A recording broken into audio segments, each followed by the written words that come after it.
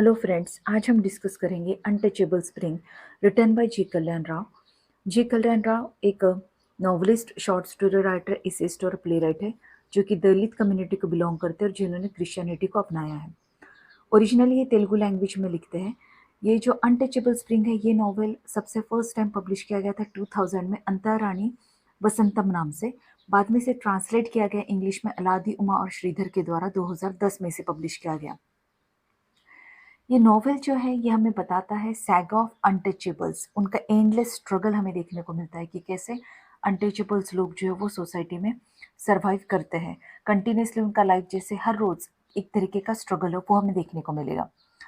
इस नॉवेल का थीम जो है वो है कि life experiences and struggle of Telugu Dalits, और जो दलित लोग क्रिश्चियन बने हैं उनका भी लाइफ सेम वैसा ही था, कोई फर्क नहीं पड़ता है though they accept Christianity in history from the colonial times to the present. भले इंडिया को इंडिपेंडेंस मिल गया हो, लेकिन अनटचेबल्स लोगों की लाइफ में कोई फर्क नहीं पड़ा था। They had the same life. और इसमें यह भी दिखाया गया है कि कैसे अपर कास्ट लोग जो है वो कास्ट को एज अ वेपन यूज करके इन लोअर कास्ट लोगों को एक्सप्लॉइट करते हैं। इसमें हमें प्रोग्रेसिव जर्नी देखने को मिलती है 7 जनरेशन्स की। कुछ जगह पर आप 5 जनरेशन्स भी पढ़ोगे, लेकिन ये 5 जनरेशन्स एक फैमिली की है और 7 जनरेशन्स मतलब other families mention in the novel. ये नॉवेल जो है ये हमें दिखाती है लाइव्स मडिगा और माला कास्ट्स की, जो कि आंध्र प्रदेश के एक स्टेट में है। इस नॉवेल में के जो नाम है वो सारे तेलुगु लैंग्वेज से लिए गए हैं, तो that's why may be pronunciation मेरा गलत हो सकता है, तो I am saying sorry for that in advance. So let's begin. First, we will meet the important characters of this novel. There are many characters, but those which are directly related with the main story, I'm going to concentrate on them. The first is Yaran Kedu. यारन कड़ू जो एक माला cast को belong करने वाला बंदा है। इसका एक बेटा होता है जिसका नाम होता है येलना। ये यारन कड़ू की एक सिस्टर होती है जिसका नाम होता है भूदेवी। अब ये भूदेवी जो है ये बहुत ज़्यादा अटैच रहती है येलना से, जबकि यारन कड़ू को अपने बेटे से कोई खासा प्यार नहीं होता है। लेकिन भूदेवी जो है वो बचपन से ही येलना में ग्रेट आर्टिस्ट होने के जो कुछ भी चीज़ें ज़रूरी होती है वो इंस्टिल करने की कोशिश करते रहती है। जैसे कि येलेना को ग्रेट आर्टिस्ट बनाने के लिए उसे आर्ट से लव होना बहुत ज़रूरी है, और भूदेवी इस येलेना को लेट नाइट जो परफॉर्मेंसेस होती थी वो देखने के लिए लेकर जाती थी। अब अनटचेबल्स का परफॉर्मेंसेस देखना काफ़ी मुश्किल था, उन्हें बहुत दूर से वो परफॉर्मेंसेस देखनी पड़ती थी, और ये भी मेक श्योर करना होता था कि अपर कास्ट के लोग उनको परफॉर्मेंसेस देखते वक्त देख ना पाए। तो ये सब ध्यान में रखते भूदेवी येलेना को अक्सर ऐसे परफॉर्मेंसेस देखने के लिए लेकर जाती थी। सुभद्रा ये येलेना की बीवी है। ओके, देन येलेना का एक टीचर होता है जिसका नाम होता है नगन्ना, और नगन्ना जो है वो येलेना का टीचर होता है। वो उसे सॉन्ग सिखाता है, डांस सिखाता है, और इसके पिता का नाम होता है नारीगाड़ू, जो कि पॉलिटिकली बहुत ही एक्टिव बंदा होता है, जो कि अपने कास्ट के लोगों के राइट्स के लिए लड़ता है। उसे मार दिया जाता है नारीगाड़ू को। इस येलेना का एक बेटा होता है और इसकी शादी होती है सुभद्रा से। उन दोनों का एक बेटा होता है सिवैया, और इसकी बीवी का नाम होता है शशि रेखा। ये सिवैया बाद में क्रिश्चियनिटी को अपना लेता है और साइमन बन जाता है। इस सिवैया और शशि रेखा का एक बेटा होता है जिसका नाम होता है रूबेन, और रूबेन की बीवी का नाम होता है रुथ। रुथ जो इस नॉवेल की नैरेटर है। इस रूबेन और रुथ के 2 बच्चे होते हैं। एक लड़का होता है जिसका नाम होता है इमैनुअल, एक बेटी होती है जिसका नाम होता है रोजी। इमैनुअल की शादी होती है मैरी सुवार्ता से, जो कि रूथ के अंकल के बेटे की लड़की है, और रोजी की शादी होती है वंदनम से। आगे चल के इमैनुअल और मैरी सुवार्ता का एक बेटा होता है जिसका नाम होता है जेसी, और उसकी शादी होती है रूबी से। तो इन शॉर्ट हम यहाँ पे अगर मेन कैरेक्टर देखें तो रूथ है, जो कि नैरेटर है, प्रोटैगनिस्ट हम बोल सकते हैं इसको इस नॉवेल की। उसकी जो लाइफ, उसके हस्बैंड की जो एंसेस्टर्स है उनके बारे में ये नॉवेल है पर्टिकुलरली। So let's begin. ये नॉवेल जो है ये सेट किया गया है southern Indian district Andhra Pradesh में, जहाँ पे एक छोटा सा गांव है जिसका नाम है येनेला डीनी।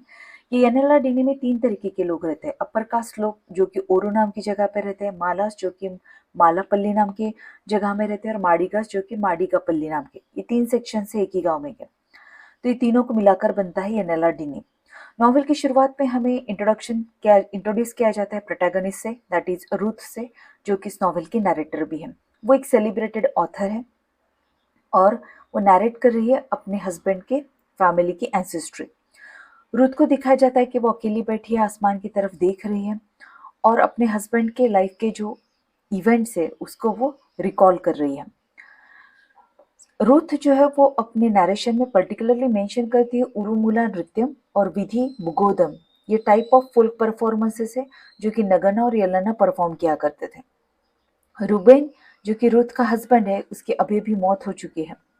इस रूबेन के जो दादाजी थे, ग्रैंडफादर येलेना, वो माला कास्ट को बिलोंग करते थे। He was a well known artist of his time. Yelena बहुत ही अच्छा गाता था और बहुत अच्छा डांस भी करता था। येलेना ने बचपन से देखा था कि कैसे अनटचेबल्स लोगों को जो वो ट्रीट किया जाता है, पर्टिकुलरली जब वो अपनी बुआ भूदेवी के साथ में एक बार ऐसे ही लेट नाइट परफॉर्मेंसेस देखने के लिए जाता है, तो अचानक से एक्साइटमेंट में, क्योंकि वो छोटा होता है, वो स्टेज के पास में चला जाता है, उस एरिना में चला जाता है जहाँ पे अपर कास्ट लोग बैठते हैं परफॉर्मेंसेस देखने के लिए। जब अपर कास्ट लोगों को ध्यान में आता है कि ये बच्चा वहाँ पर आया है, उससे पूछते हैं कि वो कौन है। जब उन्हें समझ में आता है कि माला कास्ट को बिलोंग करता है, तो वो सारे अपर कास्ट लोग उसे बहुत ही बुरी तरीके से उसकी पिटाई करते हैं, जिसके चलते येलेना जो है वो वहाँ से भाग जाता है और उसकी मुलाकात तब होती है नगन्ना से। ये एक्सपीरियंस उसके दिल पर इतना गहरा असर डालता है कि उसके बाद में येलेना जब भी गाने गाता है तो उसके गानों में मेन थीम जो होता है वो होता है हंगर, अनटचेबिलिटी और एक्सप्लॉयटेशन, जो कि उसने देखा होता है कि उसके लोगों के साथ में होता है। मतलब ये जो लोअर कास्ट लोग हैं, ये दिन रात खेतों पे मेहनत करते हैं, लेकिन फिर भी उनको अनाज का एक दाना नहीं मिलता है। वो रात में भूखे सोते हैं, हमेशा आधे पेट सोएंगे, उनको कभी भरपेट खाना नहीं मिलेगा, कभी कोई ज़मीन उनके नाम पे नहीं रहेगी, भले वो इतना ज़्यादा काम करते हैं। ना तो उनको सेल्फ रिस्पेक्ट मिलता है। यहाँ तक कि अगर कोई अपर कास्ट बंदा लोअर कास्ट इंसान को मार भी दे तो उसे माइनर ऑफेंस कंसिडर कर दिया जाता है। तो इसलिए येलेना के सॉन्ग्स में हमें ये सारा दर्द जो है वो देखने को मिलता है। भूदेवी जो है वो, मैंने जैसे आपको कहा कि येलेना को एक ग्रेट आर्टिस्ट बनाने में बहुत ज़्यादा कंट्रीब्यूट करती है। एक बार ये जो येलेना है, जब ये बचते हुए जाता है प्रकाश लोगों से, और मैंने जैसे आपको कहा कि उसकी मुलाकात होती है नगन्ना से, तो ये नगन्ना जो है ये जब इस येलेना से बात करता है, उसके बारे में पूछता है, तो उसे समझ में आता है कि ये येनेला डिनी से, और उसकी जो बचपन की यादें नगन्ना की सारी ताज़ी हो जाती है, क्योंकि पहले नगन्ना भी वहीं रहता था। अब ये जो गांव है येलेना डिनी, यहाँ पर कुछ अपर कास्ट लोग रहते हैं, जैसे कैरानम है, कापूस है, रेड्डीज है। तो ये नगन्ना जो है ये इस नॉवल में का एक मेजर कैरेक्टर है और हम इसे येलेना का सेकंड टीचर भी कह सकते हैं। इसकी मुलाकात जब नगन्ना से होती है और वो अपने बारे में सब कुछ नगन्ना को बताता है, तो नगन्ना भी अपने बारे में, अपनी लाइफ के बारे में सब कुछ येलेना को बताता है और डिसाइड करता है कि ये इसको डांस और सॉन्ग सिखाएगा, स्पेशली उरुमुला डांस। अब येलेना की शादी जो कुछ दिनों बाद हो जाती है सुभद्रा से, जो कि डॉटर ऑफ पितोड्डू होती है। अब येलेना और सुभद्रा का एक बेटा होता है जिसका नाम होता है सिवैया। अब और एक इम्पॉर्टेंट चीज़ जो मैं आपको बताना भूल गई, कि ये जो येलेना है ये जब बड़ा होता है, ये डांस और सॉन्ग सीखता है, तो वहाँ पर एक कस्टम होता है कि जब भी आप परफॉर्म कर रहे हो या अनटचेबल्स लोग अगर परफॉर्म कर रहे हैं, तो इनको सबसे पहले अपर कास्ट लोगों के सब, जब अपर कास्ट लोग आ जाएंगे तभी वो परफॉर्मेंस शुरू कर सकते हैं। जैसे अपर कास्ट लोग आएंगे उनके सामने झुककर उनको रिस्पेक्ट देना होता है, बाद में ही परफॉर्मेंस शुरू की जा सकती है। अब जब ये कस्टम होता है और जब येलेना को और नगन्ना को इनके सामने परफॉर्म करना होता है, तो वो डिसाइड करते, वो अपने कास्ट के सामने भी वो करेंगे और वो ऐसा करते भी है, जिसकी वजह से अपर कास्ट लोग डिसाइड करते हैं कि इनको सबक सिखाना चाहिए। तो अगला परफॉर्मेंस जब होने वाला होता है तो वो डिसाइड करती है कि अगर आज येलेना और नगन्ना ने अपने ही कास्ट के सामने वो किया, उनको रिस्पेक्ट दिया, तो we are going to kill them. अब नगन्ना और येलेना को इस बात का आइडिया हो जाता है, तो अपना सेल्फ रिस्पेक्ट बचाने के लिए वो उस दिन परफॉर्मेंस ही नहीं करते हैं। दे cancel the performance, they don't go on the stage. ये चीज़ नगन्ना को बहुत ज़्यादा हर्ट कर जाती है और इसमें उसकी मौत हो जाती है। येलेना नगन्ना की मौत से बहुत ज़्यादा डिस्टर्ब हो जाता है। नगन्ना ने जो कुछ भी आखिरी वक्त में उससे कहा, दुख भरे जो कुछ भी उसके वर्ड्स होते, कि उसका सेल्फ रिस्पेक्ट कहीं ना कहीं हर्ट हो चुका होता है, तो येलेना के दिमाग से वो चीज़ें नहीं जा पाती। खैर, ये जो येनेला डिनी है, इस गांव में मालाज और माडिगास की अपनी कोई जगह नहीं होती है। वो सिर्फ लेबरर्स बोलकर काम कर रहे होते हैं ऑन द फील्ड्स ऑफ कारानम। अब इन कारानम में एक एल्डर कैरानम होता है, जिसे एल्डर कैरानम ही कहा जाता है, और ये बहुत ही क्रूअल बंदा होता है। ये पूरी ज़मीन जो है वो हड़प लेता है यनला डिनिमी की, और जो कुछ भी रिसोर्सेस है वहाँ पर के नेचुरल रिसोर्सेस, वो सब पर भी वो अपना कब्जा जमा लेता है। अब इस बंदे को, एल्डर कैरानम को, एक मताया नाम का जो माडिगा कास्ट को बिलोंग करता है वो बंदा मार देता है। तो येलेना जो है वो इसके बाद में कभी भी गाँव में रहता नहीं। अपनी शादी होने के बाद में वो कभी भी गाँव में टिकता नहीं ज़्यादा। मोस्ट ऑफ द टाइम वो घूमते रहता है आसपास के गाँव में, अपना सिंगिंग और डांस परफॉर्म करते हुए। इसके बाद में उसका जो बेटा होता है सिवैया, कुछ समय बाद में उसकी शादी हो जाती है शशि रेखा से। और एक बार उस यनला दिन में बहुत ज़्यादा ड्रेडफुल ड्रॉट आ जाता है, सूखा पड़ जाता है, और ढेर सारे लाखों लोग जो वो मारे जाते हैं। सिर्फ शशि रेखा और सिवैया जो है वो बच जाते हैं। अब ये जो है शशि रेखा और सिवैया, ये दोनों तो उस विलेज को छोड़ देते हैं, लेकिन जब येलेना को ये पता चलता है कि उसके गांव में ऐसी कंडीशन है, तो वो अपनी वाइफ के लिए वहां पर आता है, और इसमें उन दोनों की भी मौत हो जाती है। तो अब शशि रेखा और सिवैया दोनों उस गांव को छोड़कर निकल पड़ते काम की तलाश में। अब वो पहुंचते बकिंगहैम कैनल, जहाँ पर कि काम चल रहा होता है। वर्कर्स जो है वहाँ पे कि उसमें कुछ अपर कास्ट भी होते हैं, तो वो अलाउ नहीं करते हैं कि वो अनटचेबल्स के साथ में काम करेंगे। वो उनको पत्थर से मारकर भगा देते हैं वहाँ से। बचते बचाते ये दोनों पहुँचते एक जगह, जहाँ पर एक पेड़ के नीचे सिवैया जो वो शशि रेखा को बिठाता है। इतने में वहां पर एक मार्टिन नाम का बंदा आता है, जिसका एक्चुअल नेम होता है चिन्नोडू। उसने अपना नाम मार्टिन कर लिया होता है क्योंकि वो क्रिश्चियनिटी को अपना लेता है। ये मार्टिन बहुत ही हेल्पफुल बंदा होता है, ये सब कुछ जानता है उस सिवैया से। उसे बहुत बुरा लगता है सिवैया के लिए, और वो बताता है कि उसकी भी लाइफ कुछ ऐसी ही है, इसलिए उसने क्रिश्चियनिटी को अपनाया है। वो दोनों को लेकर अपने घर वालास्पाडू में पहुंचता है, जहाँ पर मार्टिन बताता है कि कैसे उसने क्रिश्चियनिटी को अपनाया। वो सिवैया का नाम साइमन बदल देता है और उसे क्रिश्चियनिटी के बारे में बताता है। इसके बाद में सिवैया साइमन बनकर क्रिश्चियनिटी को समझता है, और शशि रेखा जो है वो कुछ दिनों बाद में अपने एक बेटे को जन्म देती है, जिसका नाम वो रूबेन रखते हैं।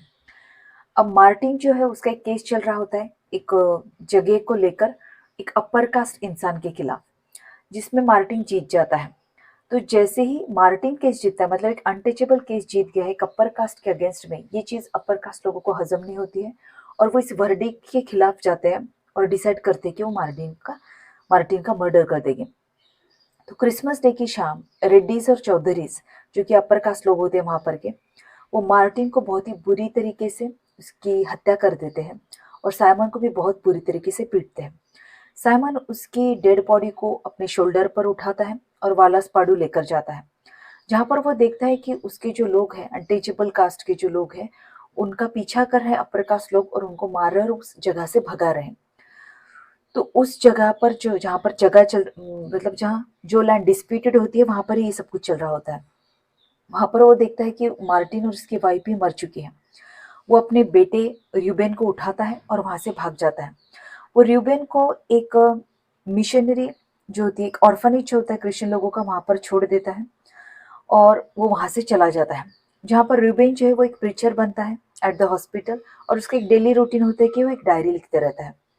अब वही डायरी रूथ ओपन करती है, और उसमें जो कुछ भी लिखा है र्यूबेन ने, कि कैसे वो प्रीचर बना, उसकी वहाँ तक की लाइफ जर्नी, कैसे उसने 4-5 साल तक रिसर्च किया अपनी फैमिली की हिस्ट्री ढूंढने के लिए, वो सब वो डायरी में लिखता है। अब ये जब रूबेन एडमिट किया गया था ऑर्फनेज में, तब उसे एडमिट करने वाला बंदा होता है जेकब। मतलब साइमन जो है, सिवैया जो है, वो अपने बेटे को जेकब नाम के एक बूढ़े आदमी के पास में छोड़ जाता है और उसे बोलता है कि इसे ऑर्फनेज में आप डाल दीजिए। जेकब बताता है कि रूबेन के पेरेंट्स का नाम क्या था, सिवैया और शशि रेखा, जो कि रूबेन को नहीं पता होता है। और वो बोलता है कि ये क्रिसमस का दिन था जब तुम्हारे पिता साइमन तुम्हें यहाँ पर छोड़कर गए थे। और साइमन जो है वो फिर से वालसपाडू जो है वो चला जाता है। अब रूबेन की डायरी से उसके बचपन के बारे में उसने जो कुछ भी रिसर्च किया अपनी फैमिली हिस्ट्री को जानने के लिए, एक विलेज से दूसरे विलेज में जाकर, येनेला डीनी में जाकर उसने जो कुछ भी पता किया अपने ग्रैंडफादर येलेना के बारे में, वो सब कुछ उस डायरी में लिखा होता है। उसे लगभग 4 से 5 साल लगते हैं ये सब कुछ जानने के लिए। खैर, मैरिड टू, ये रूबेन जो है ये शादी करता है फ्रांसिस के बेटी से, मतलब रुथ से, जहाँ पर ये रूबेन पढ़ाई कर रहा होता है, वहीं पर एक केयर टेकर होता है फ्रांसिस, जिसकी बेटी होती है रुथ। तो दोनों के बीच में बाद में नज़दीकियाँ बढ़ती है, उनमें प्यार हो जाता है और बाद में उनकी शादी भी हो जाती है। शादी के बाद में रूबेन और रुथ दोनों येनेला डिनी चले जाते हैं। वहाँ पर वो अपना घर बनाते हैं, रिनोवेट करवाते हैं घर को, और उनके 2 बच्चे होते हैं, इमानुएल और रोज़ी। इमानुएल की शादी होती है मैरी सुवार्ता से, जो कि रुथ के अंकल के बेटे की बेटी है, और रोज़ी की शादी होती है वंदनम नाम के बंदे से, जो कि एम्प्लॉय होता है रेवेन्यू डिपार्टमेंट में। अब इमानुएल और मैरी सुवार्ता की शादी के वक्त एक रामानुजन नाम का बंदा जो है वो रूबेन से मिलने आता है। काफी सालों बाद में रामानुजन और रूबेन की मुलाकात होती है। ये रामानुजन एजुकेटेड होता है, भले वो अनटचेबल कैटेगरी को बिलोंग करता है, मगर वो एजुकेटेड होता है, उसे फुल नॉलेज होता है राइट्स के लिए, और वो काफी एक्टिव भी रहता है। तो ये रामानुजन एक्चुअली पढ़ा रहा होता है, इन अनटचेबल्स लोगों के एजुकेशन के लिए बहुत ज़्यादा मेहनत कर रहा होता है, और रूबेन और रामानुजन की अच्छी फ्रेंडशिप भी रहती है। लेकिन कुछ सालों बाद में इन दोनों के बीच में कोई कांटेक्ट नहीं रहता, और अब इमानुएल और मैरी सुवार्ता की शादी में अचानक से रामानुजन जो है वो आ जाता है। रूबेन उसे देखकर बहुत ज़्यादा खुश होता है। उनकी मुलाकात के दौरान रूबेन जो है वो रामानुजन से पूछता है कि हरिजन सेवा संगम के बारे में पूछता है, जिसे महात्मा गांधी ने स्टैब्लिश किया था 1932 में। रूबेन को हरिजन वर्ड से बहुत ज़्यादा दिक्कत होती है, क्योंकि एक्चुअली तो महात्मा गांधी ने इसे इस्टेब्लिश किया था टू इरेडिकेट अनटचेबिलिटी। अनटचेबिलिटी को हटाने के लिए उन्होंने इस ऑर्गेनाइजेशन को फाउंड किया था। लेकिन ये जो हरिजन वर्ड है, रूबेन को लगता है कि इसकी वजह से अनटचेबल्स लोगों में और ज़्यादा हीन भावना उत्पन्न होती है, और रूथ को भी ऐसा ही लगता है। जब वो डायरी को पढ़ रही होती है तो उसे भी यही लगता है। तो दोनों जो है वो गांधी जी को डिस्पाइज करते हैं, उनसे हेट करते हैं इस चीज़ के लिए। खैर, रूबेन का जो बेटा होता है इमानुएल, वो भी कुछ समय बाद में अपने गांव को छोड़ देता है। वो एक नक्सलाइट बन जाता है, जो जिसकी मौत हो जाती है कुछ समय के बाद में। नक्सलाइट वो होते हैं जो कि अपने राइट्स के लिए लड़ रहे होते हैं वेपन्स लेकर, क्योंकि जो कुछ भी सिस्टम है, जो भी डेमोक्रेसी है, उससे वो सेटिस्फाइड नहीं हो। उनको लगता है उनके साथ में अत्याचार हो रहा है, तो वो अपने हाथों में हथियार लेते हैं और खुद ही अपने राइट के लिए लड़ते हैं। नक्सलाइट लोग कहा जाता है। इसके बाद में इमानुएल का एक बेटा होता है जेसी, जो कि उसे अपनी जेसी जिसकी शादी होती है रूबी नाम की लड़की से। ओके, अब ये रोजी की बेटी होती है रूबी। अब जेसी भी जो है वो अपने ही दादा परदादाओं के जैसे घर को छोड़ देता है, और वो भी कभी वापस नहीं आता है, वो भी नक्सलाइट बन जाता है। रुथ, जो कि हमें नॉवल के एंड में दिखाई देती है कि वो एक लेटर लिख रही है अपने पोते जेसी के लिए, और इस तरीके से ये नॉवल जो है वो एंड होता है। तो ये थी इस नॉवल की समरी। अगर आपको नॉवल की समरी पसंद आई हो तो मुझे कमेंट सेक्शन में लिखकर ज़रूर बताइएगा, और don't forget to subscribe to the channel, hit the like button and share the video.